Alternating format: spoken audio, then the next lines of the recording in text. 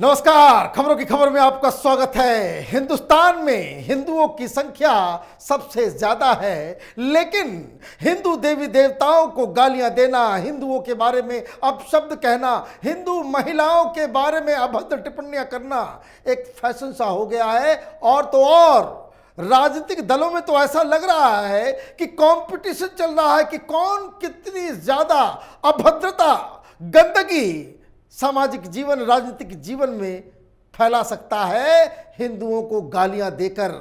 तमिलनाडु से आज एक खबर आई, ऐसी खबर कि आपका सिर शर्म से झुक जाएगा। आपको ऐसा प्रतीत होगा कि हिंदुस्तान में हिंदू एक निर्वीर समुदाय बन गया है कि जो कोई आता है, जो सड़क पे जो कुत्ते होते हैं उस तरह से कोई डंडा मार के निकल जाता है और कोई किसी का कुछ बिगड़ता नहीं, वैसी ही स्थिति पैदा हो गई है। आज ये 2G घोटाले में जेल जाने वाला ये ए राजा, उसका एक वीडियो सोशल मीडिया पे वायरल हुआ है। बातें तो वो तमिल लैंग्वेज में कर रहा है, लेकिन जहर इतना ज्यादा तीखा है कि पूरे देश में सनसनी मच गई है। क्योंकि वो शख्स कोई पहली बार नहीं, कई बार पहले भी हिंदू देवी देवताओं के बारे में, हिंदुस्तान की एकता और अखंडता के बारे में, सुप्रीम कोर्ट को लेकर के वो अनर्गल बातें कह चुका है। लेकिन आज उसने सारी हदें पार कर दी। जिस तरह का बयान आया है उसे आप सुनेंगे तो आपको भी आश्चर्य होगा कि इस तरह के कमजोर लोग क्यों हिंदुस्तान के सार्वजनिक राजनीतिक जीवन में मौजूद हैं और क्यों जनता इन्हें चुन के असेंबलीज और लोकसभा में भेजती है। क्या कहा उसने कहा, you are a Shudra till you remain a Hindu, you are a son of a prostitute till you remain a Shudra, you are a Panchaman, a Dalit till you remain a Hindu. You are an untouchable till you remain a Hindu. How many of you wish to stay as children of prostitutes? How many of you wish to remain untouchable? Only if we are vocal about these questions, it will become element in breaking Sanatan Dharma. ये सनातन धर्म को तोड़ने के लिए चले हैं। इस तरह की बातें ए राजा नहीं, उनकी पूरी पार्टी में यह हिमाकत, यह हिम्मत नहीं होगी कि आप क्रिश्चियनिटी और किसी दूसरे इस्लाम के बारे में आप ऐसा बोल दें। पहले तो भाषा पे आते हैं। क्या भाषा है ये? आपने एक साथ हिंदू धर्म, हिंदू महिलाएं और दलितों का अपमान किया।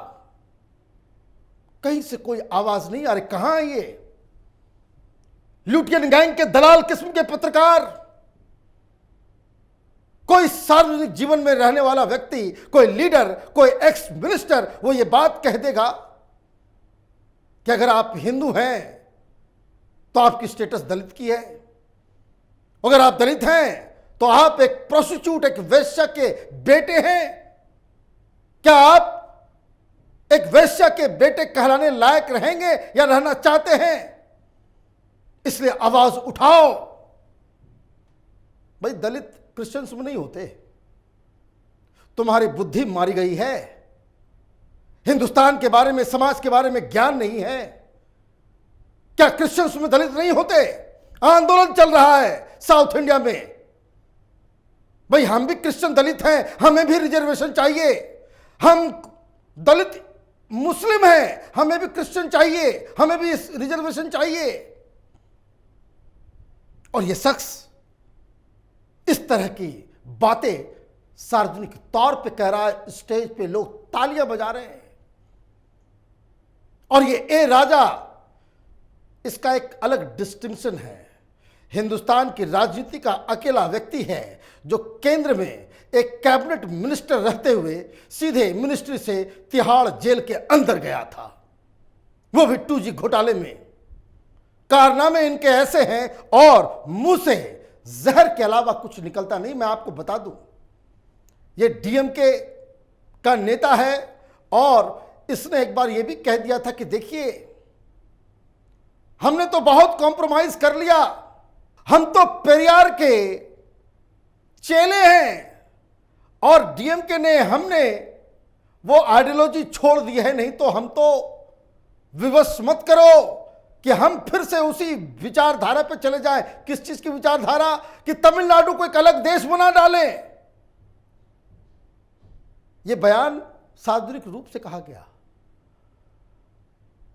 ये टुकड़े टुकड़े गैंग हिंदुस्तान के हर कोने कोने में छिपे हुए ए राजा, इसने ये बात कही, डीएमके डर गई। डीएमके ने कहा कि भाई उसका पर्सनल मसला है। यह बयान 6 तारीख को दिया गया। वीडियो वायरल नहीं हुआ था। अब यह वीडियो सामने आया है। 6 तारीख के बाद से अब तक डीएमके ने इस बयान से अपने आप को अलग नहीं किया। आप हिंदुस्तान की माओ को वेश्या बताने की हिमाकत रखेंगे? इस देश में जो कानून है वो इस प्रकार से लुंज पुंज है कि इस तरह के बर्बक्त लोगों को आजादी से घूमने की जो है वो आजादी देता है। कहीं भी कोई दूसरे भी सभ्य समाज के अंदर इस तरह के वाहियात किस्म के नेताओं को तो उठा करके सीधे जेल के अंदर ठोक देना चाहिए। सिर्फ इतना ही नहीं कहा, हिंदू धर्म को तोड़ने के लिए चले हैं ये। इनको सिर्फ हिंदू धर्म में कास्टिज्म नजर आता है। भाई, हिंदुस्तान में ऐसा कौन सा धर्म है जिसमें कास्टिज्म नहीं है? कास्टिज्म उनको सोशल साइंस की स्टडी नहीं, वो बड़खा दत्त की बहुत अच्छे मित्र हुआ करते थे। रेडियो टेप में चोरी चोरी चुपके चुपके बातचीत सामने आई थी। इन्हीं से पूछ लिया होता। दिल्ली में जो दलाल पत्रकार एडिटर्स जो बैठे हुए हैं, उनसे आप सिर्फ पैसे की डीलिंग की बात करते हो। ज्ञान भी थोड़ा सा ले लिया होता कि मुसलमान में कितने कास्ट हैं, मुसलमान में ओबीसी क्यों रिजर्वेशन ले रहा है, ईसाइयों को क्यों नहीं मिल रहा है रिजर्वेशन, ईसाई दलित क्यों आंदोलन कर रहे हैं। हिंदुस्तान में सब कुछ जैसे तैसे उल्टा पुल्टा तरीके से ये चल रहा है और इस तरह के वाहियात किस्म के लोगों को हम सिर पे बिठा के रखते हैं। कहा इसने, who is a Hindu? We should have the right to assert we don't wish to be a Hindu. Why are you keeping me as a Hindu? I haven't seen any religion like this. भाई, कौन रोक रहा है तुमको? कौन हो तुम? बदल लो धर्म। हिंदुस्तान में कोई मनाही तो है नहीं, कोई ऐसा कानून है जो तुमको नहीं रोकता है। तुम नाम हिंदुओं का रखो, दलित बने रहो और उसके बाद हिंदुओं को गाली दो। रिजर्वेशन चाहिए लेकिन हिंदुओं को गाली दो। और यहां पे राजनीतिक सिस्टम ऐसा है कि कोई कुछ नहीं बोलेगा, कोई कुछ नहीं बोलेगा। आगे क्या बोलता है ये? Lingayats in Karnataka are petitioning Supreme Court saying that their way of worship and religious principles are different. They are asking themselves to be not declared as Hindu. But what is Supreme Court saying? The Supreme Court is saying that if you are not Christian, Muslims or Persian, you have to be a Hindu. Is there any other country having such cruelty? मतलब supreme court का भी इनको कोई मान मर्यादा नहीं है। देश तोड़ना चाहता है ये, सनातन धर्म को तोड़ना चाहता है ये, हिंदू महिलाओं को वैश्य बताता है ये, सुप्रीम कोर्ट के फैसले से एग्री नहीं करता उसका सार्वजनिक रूप से और उसको बताता कि भाई क्रूएल देश है, टिम्बकटू चले जाओ। कौन रोका है? कौन रोका है? पैसे अथाह कमा ही लिए हो।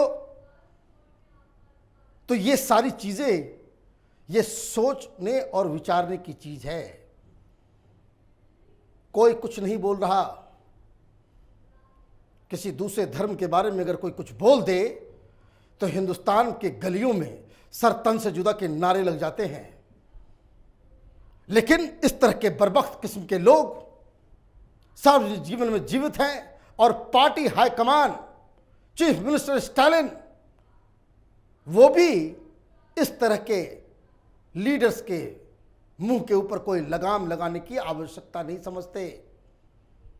यही वजह है ये डीएमके और इस तरह के विचारधारा वाले लोग, ये वामपंथी जो खुद को एथिस्ट बताते हैं, ये सब लोग हिंदुस्तान के जो नेशनल पॉलिटिक्स के हाशिए पे हैं,